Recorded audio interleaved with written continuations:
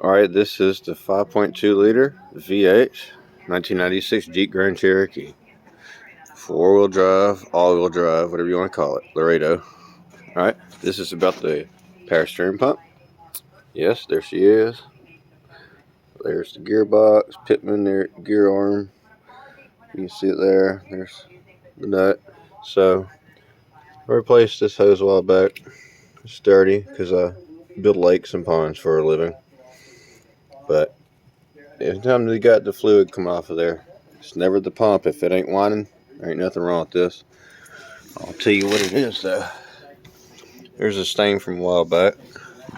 I have fixed this year, as you can see recently. It ain't been too long ago. But everything's dry under here, except for that spot there. I didn't wipe it clean, but I did wipe this clean with cleaner. And those rods, they're all dry now. This started leaking when I dropped this Pitman gear arm. That goes onto the main gearbox with the fluid that the pump goes to, but this is what controls the vehicle. It goes to one side and that connects to your end, and then the tie rod end has a rod that goes all the way to this side to another tie rod end. It's not much to it, but the seal inside the box was bad. I didn't wipe that clean. That's still wet, but most everything that I wiped, including the block, everything's dry. See, that box was leaking. That little clip you see there, right there, that little black clip with, looks like it's got two eyeballs or something and a smiley face. I kind of drew that on there. It's like, hey, I fixed it. You take those two off. There's one on top, one on bottom, and then there's an O-ring between that box. And that is what I replaced. So all of this now, there's the other top ring. There's a clip in there. You got to pop it up and out of the way so you can knock these off of here. But you don't do it until you take all this off first. But there's an O-ring in there, and that's all it was. You never need to really buy these pumps. They don't really go out like that. So the old 5.2 liter Mopar lives on to see its 290,000 mile life live on. I rebuilt this alternator, by the way, for $19. I got a rotor kit and a brush kit all together, yeah, under 20 bucks. It's basically a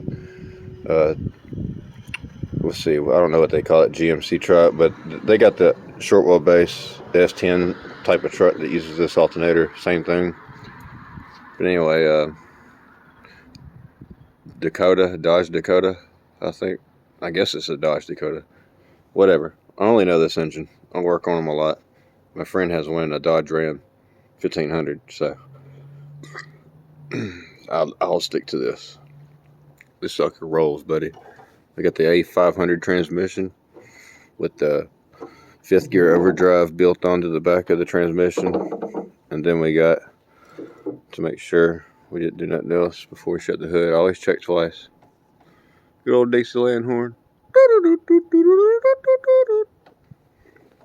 Yep. 249J transfer case. And then we got no 4-wheel drive because there's no drive shaft in it. If you take it out, it'll roll. It'll roll into somebody's car at parking lots when you park it. So never take that out. Unless you know what you're doing like I do.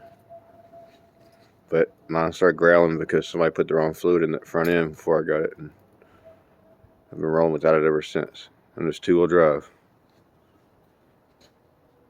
Yep. Nothing but an oldie but a goodie. They call them antiques today. I just call it the daily driver. But yeah, I've got 90,000 miles on this rebuilt transmission, and I've put it on there in a matter of 3 years. So I can't complain. Still get 20 miles to the gallon.